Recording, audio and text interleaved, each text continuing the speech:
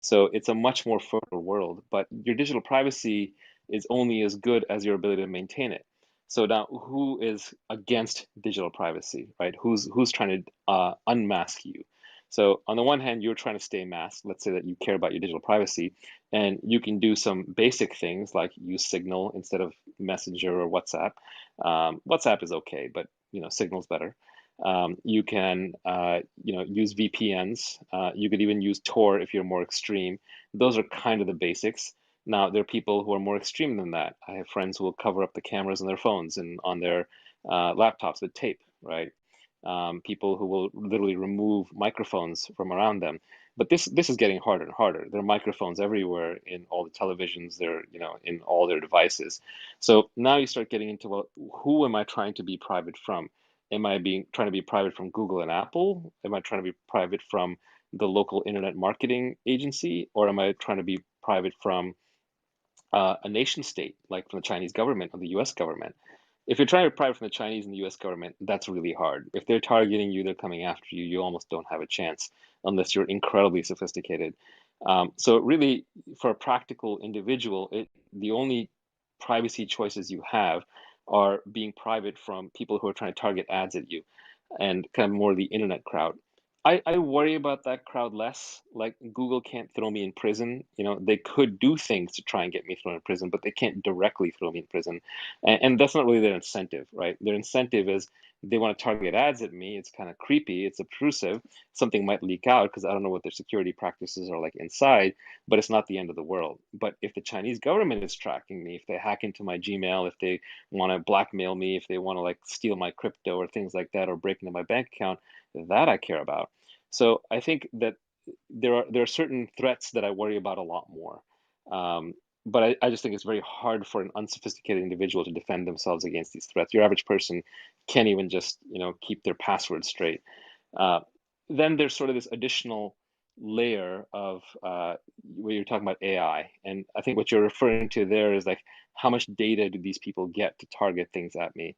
Well, Google and Apple sort of blocking third parties is sort of cynical. It cements their monopoly power because Apple has you through the device, so they know everything about you anyway. And Google has Chrome, and you visit Google search, so it's easy. And they have YouTube, so they have some of the most visited properties on the net. So they don't need third-party cookies. You're just on Google every time. So they've got enough data on you to do targeting. So Google and Apple can sort of play the privacy high ground and pretend they're on your side, but in the process, what they're actually doing is they're snuffing all the small companies out of business. So in a weird way, a lot of these pro-privacy regulations, just like all regulations, are cementing the monopolists and oligopolists and blowing up all the small businesses. And actually, Ben Thompson, who writes Stratechery, writes a lot about this. So if you're interested, go subscribe to his blog. It's a lousy $10 a month, or his newsletter. It's really good. But he talks a lot more detail about this. And then it getting sucked up into like large data sets and AI, that's where I'd be out on a limb speculating. I don't know enough about how these AI systems are being used.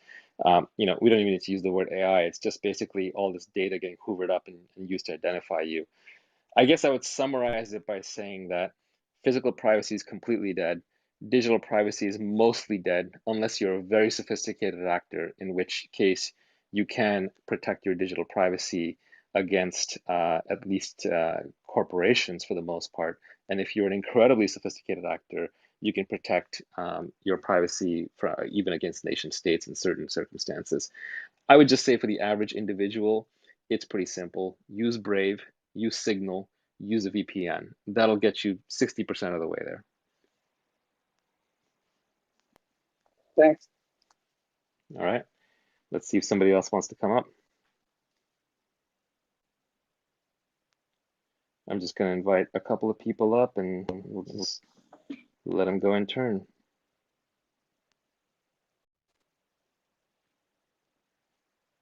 Hey, Hassan, you're next. Hey, Naval. Yeah, I was wondering about your thoughts on. I was listening yesterday, actually. You were talking about success and how your thoughts on this. You've touched on this a little bit, and you said it was a little bit glib about coaching and about how when you come to the decision to do something, you just do it versus having support and accountability and somebody helping you with clarity by asking you those questions.